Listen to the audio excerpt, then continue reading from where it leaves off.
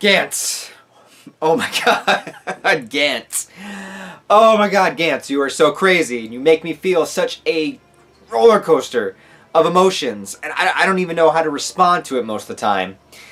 But at least at the end of volume 33, I cried a sigh of relief. I almost did tear up a little bit because I'm really tired. I'm running on almost like no sleep. Caffeine has done nothing for me today. But you know what? I was like, I gotta read some Gantz because I'm so close. I'm in the final arc, and oh my goodness, the ending here of volume, 33 that I'm on, with Tae and Korono just finally meeting up again. At least I hope. I mean, they could both, like, be exploded into a million pieces at the beginning of the next chapter for all I know. But at least for like a moment, for a solitary single second, I can at least breathe one sigh of relief that Kurono and Tae have found each other amongst the mess and the chaos, everything that's happening here. So where do I even begin with these two volumes? A couple of big things to discuss. First, let's just discuss the Kurono and Tae thing. First of all, Tae has gone through so much trauma-inducing insanity within this arc of Gantz, and she's never really been directly involved with the action element of the plot before until this one. I mean, I know she was like killed by Izumi and brought back and everything, but here, I mean, this is just like a fate worse than death, everything that she's gone through. She's been a pet for a little child. She's been thrown out a window, you know, stripped of all of her clothes. She's been running all over the cityscape of this giant spaceship, trying to find a way out with all these humans basically all these aliens treating us humans like pets. Like I said, I'm really tired, slurring my words, but I don't care. I gotta talk about Gantz, because Gantz is so freaking crazy. And she finds this group of humans that are also on the run, and the alien creatures, I don't know what to call them. I don't know what these creatures are called. It might have been name dropped, but I can't quite remember. But they were basically shooting harpoons at these humans, grabbing them and then reeling that back in. And the only thing I could relate this to was basically just like fishing. That's kind of what it felt like, because everything that they've been doing with the humans, with eating them and like hanging them upside down, gutting them, and like all the things that they've been doing, keeping them as pets, keeping them in like a fish jar and everything, or hamster jar or cage box. What do you call a hamster container? I don't know. A cage, right? I don't know. But we've been treating humans like animals, and the only thing I could relate it to was just like fishing, right? Because it doesn't matter. Like, we can catch a human, we can throw him back. There was even one of the guys that was being caught and then released again, and then as he would start to run, they would reel him back, and it just reminded me of like some like cruel child playing with a fish that wouldn't just catch the fish, you know, to eat it right away or anything, that would just like be, you know, maliciously just enjoying the sense of power that you got over the creature. And I feel like a lot of that's what it is, and a lot of it is that kind of idea that has been done in many mediums before, but it's just putting another race, another species, another type of creature in the mindset that they are so above humanity that humanity is just like another animal to them, so they'll treat them as such. So they're not really doing anything evil, they're just doing what would come naturally to them. Of course, they are invading the planet, so there is that. So with Korono, you know, he's been desperately trying to find Tae this entire time, and he has sort of, at first, taken hostage one of the alien creatures who was up on her shoulder. He killed a bunch of the police officers that were around, basically kind of forcing her to take him around, kind of like as his Uber in the area. But as they were able to actually communicate, she actually was able to get a translator, and they were actually able to communicate. And this was something that has not really been done throughout all of Gantz. There has been moments where some of the alien creatures sort of communicate with the human characters, but never to this extent to where they could actually have a conversation. And I thought this was a really interesting point, because there were times before where I believe, I think it was, maybe it was the Buddha mission, I can't remember, but one of the alien creatures asked Kato, you know, why are you doing this? Like, why are you hunting us? What is the purpose of this? So it's like the aliens are just as clueless as the humans were in the games of Gantz as to why they were doing this, and a lot of that is because of the lack of communication and the lack of, you know, different languages, different cultures, if you will. If you want to relate it to something to humanity, it'd be akin to, you know, when the Europeans came over to America for the first time and interacted with the natives here and everything, and that, again, that kind of subjugation, that feeling superior because of the advanced technology and strength that you would have, and yada yada. I mean, it's a similar idea of what's happening here. So this language barrier, this culture barrier between the two species has inhibited the human characters from figuring out what's going on and figuring out that they've all been played like puppets this entire time. But now that a character is actually able to communicate and they're able to translate back and forth, they realize that they're not so different, and that humanity, she realizes that these human creatures are pretty much the same as them, just on a smaller scale. And so she winds up helping Korono. She winds up helping him track down where Tae would be. I forget exactly the exposition of how they decided to do this, but she could, track the whereabouts of the human character. It doesn't really matter the reasons why. The point is of her agreeing to help Korono, and I think that was a really cool aspect for them to throw in there, because it does have to deal with cutting through that barrier and realizing that life is life, and we just communicate in different ways. You could even take this further and relate that to human beings and animals and things like that. I mean, we have domesticated cats and dogs and stuff that we feel a connection with, that we are close to, that we love, that we can sense that they love us and everything. But what's the difference between that and the pigs that we slaughter and cows that we slaughter? And I mean, I'm not vegan or anything. I just ate a steak earlier today. But I'm just saying, the idea behind it is, if you could just communicate on the same level as something else, maybe you would see things differently. Anyway, so beyond all that, so that's the Kurono Tae story that was happening here. We also had a very, very big moment happen in the Gantz room. A couple of big things happen here. First of all, Gantz gets hacked, which is a theory I actually had happen before. During the Osaka mission, the Gantz timer, instead of counting down, just goes off. There's no timer whatsoever. And I had theorized in those videos that somebody was hacking Gantz, or that it was like a glitch in Gantz of some sort. It was something along those lines. I kind of felt like it was the same thing that was happening here. And again, if this has to do with the higher ups, or the people that are actually controlling the Gantz spheres, that we're keeping tabs on all the human characters and everything like that, if this is them hacking it, if it's the same crew that we saw earlier, a few volumes back. So anyway, it gets hacked again, and they send in some sort of creatures into the room. And the only people that were still left in the room at the time were Nishi and I never remember the child's name. Child that Muscle Rider takes care of. Anyways, they're the only ones in the room, and I just assumed this was going to be it. And they start trying to fight against these creatures, and then the room explodes. The room explodes that the Gantz sphere is in. I always thought it was kind of safe from harm. Turns out it is not.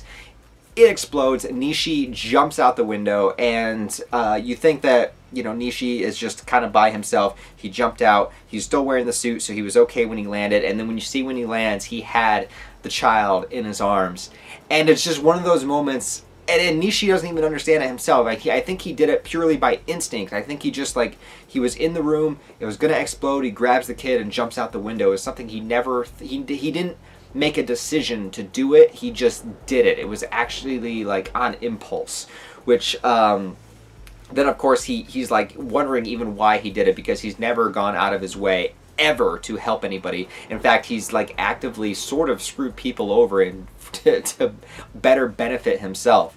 And then of course the kid starts following him around. I thought it was so funny that the kid's "You're a good guy, aren't you?" And he's just "Shut the fuck up, get away from me." It's so perfect for the Nishi character to do that. But he does find the Gantz sphere, the one that we all know for our team, and it is it looks like it's broken, and the person inside of it, or whoever it is, it looks like they are completely damaged as well. So what is ever going to happen with those characters and with the Gantz?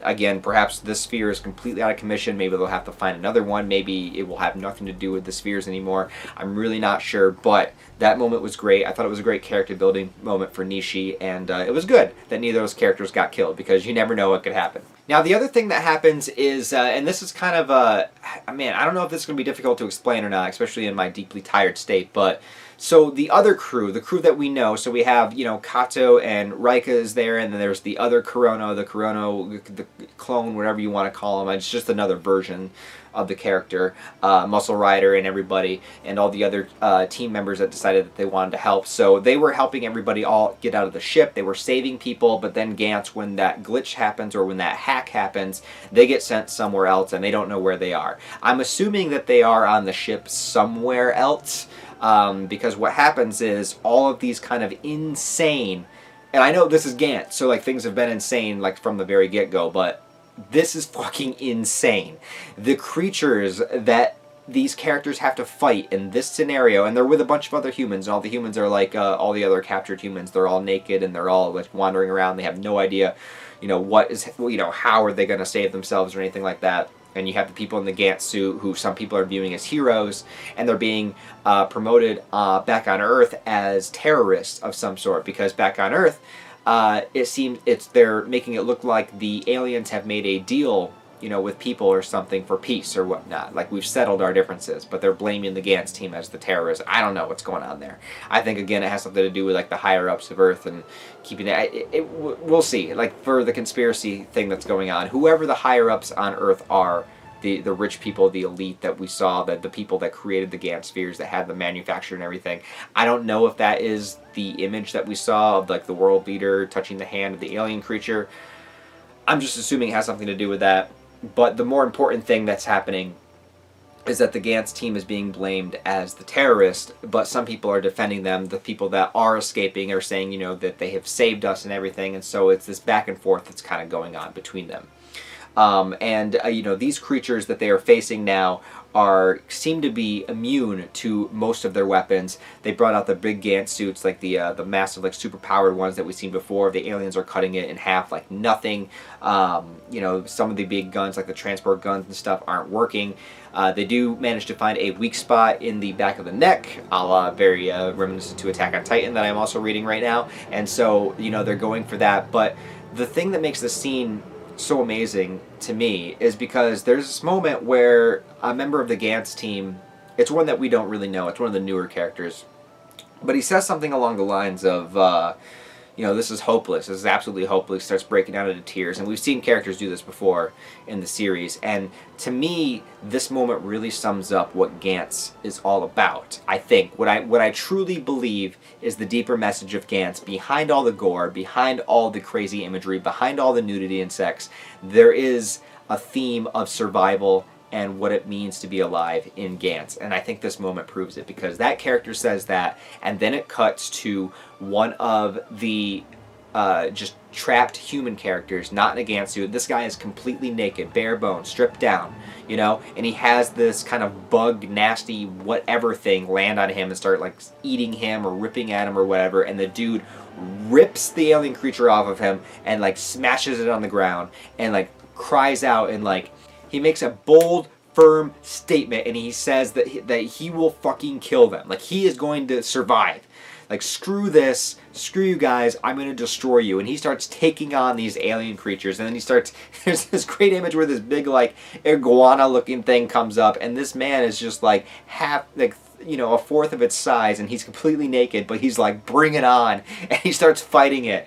And okay, so granted, after that he does get killed, but the point of it isn't whether you live or die. The point of it is that will to fight, that desire to fight, that desire for life, to cling to life, to not just accept some horrible fate, but to fight to the bitter end. And I think that is a lot of what Gantz is about. Gantz is a series where it puts characters in completely overwhelming positions to the point where any sort of regular person would just give up and accept their fate.